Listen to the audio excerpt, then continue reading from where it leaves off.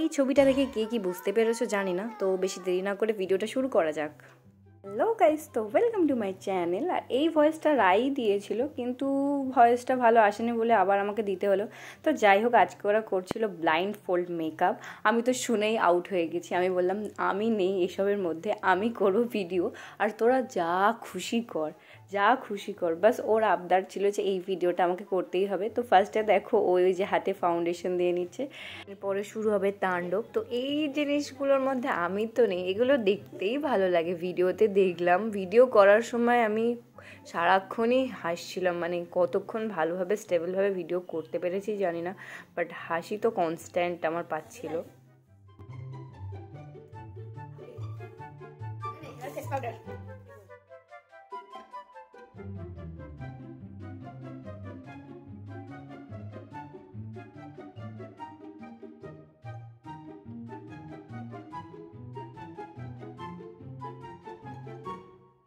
ফার্স্টে ভেবেছিলাম ফাউন্ডেশন আর ফেস পাউডারও থেমে যাবে, কিন্তু না, ওকে আবার ব্লাশ লাগাতে হয়েছে। অ্যান্ড ব্লাশ পর্যন্ত ও ঠিক ছিল, মানে ব্লাইন্ড ফোল্ড হয়ে লিপস্টিক অ্যান্ড আইলাইনার, ব্যাস এখানে তো আমি বুঝে গেছিলাম যে আব তো কুছ হটকে হোনে वाले हैं। দেখাবি না কিন্তু কোথায় ঠোঁট, এটাই তো মজা।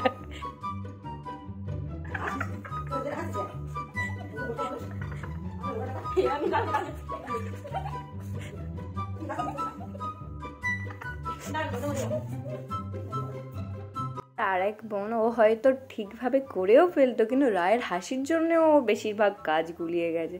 হাসি কিছুতেই কন্ট্রোল করতে পারছে না, এদিকে মেকআপ করতে বসেছে।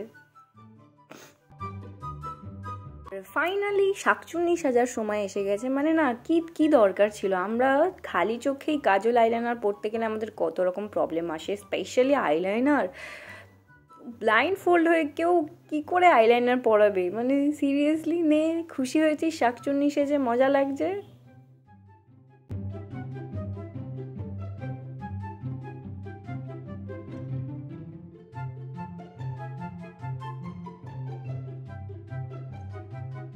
তো এইসবের পরে বোন, দিদা সবাই ওকে দেখবেন, আমি তো সারাক্ষণই দেখছিলাম। তো আমাদের হাসি থামছিল না, কিছুতেই কিছুতেই থামছিল না। তারপরে বোন যে মেকআপ করেছে, ও দেখে মানে অবাক হয়ে গেছে, কি করেছে।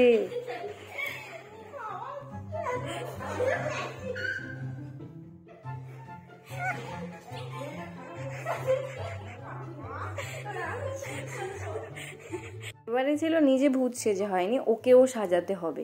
তো সেই জন্যই আমি আগেভাগেই আউট হয়ে গেছিলাম, কারণ আমি জানি যে ওকে সাজানোর পরে ও এরকম কিছু একটা করতে চলেছে।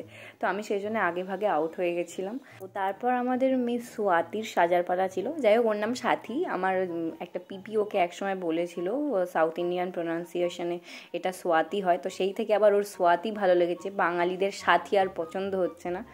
তো ওকে এবার সাজানোর পালা ছিল। আর এ তো আলাদাই, ও ও জানি না কতটা, মানে কি বলবো, ভালোভাবে সাজিয়েছে নাকি ওর সাথে যেরকম করেছে সেটা করারই চেষ্টা করছিল, কারণ আমি একে চিনি তো, খুব বদমাশও।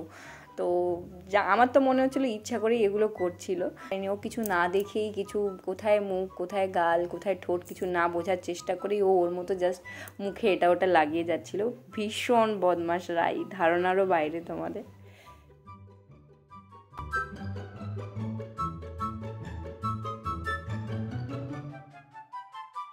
যাই হোক, ওই বদমাইশি করে দেখো মুখে ইচ্ছা করে এদিক ওদিক লাগিয়ে দিয়েছে। অ্যান্ড তারপরে চোখ চাওয়ার পালা ছিল, নিজে খুলেও খুব হাসছে। ও জানতো কি হয়েছে না হয়েছে। আর দিদাও দুজনকে দেখে খুব হাসছিল, আমারও হাসি পাচ্ছিল, সবাই মানে কেউ হাসি থামাতে পারছিলাম। তারপরে ও বললো প্লিজ ভিডিওটা বন্ধ কর। তো ভিডিওটা এখানেই শেষ করলাম গাইস। ও ঠিক আছে, বাই গাইস করে দে, বাই গাইস করে দে। ভিডিওটা ভালো লেগে থাকলে like, share, comment and subscribe করতে ভুলবেন না। আচ্ছা, গামছা তো নিয়ে আসে লোকে। আমি এটা নেবো। আরে তো সাবান দিয়ে মুখে কি করতে হবে করবি তো।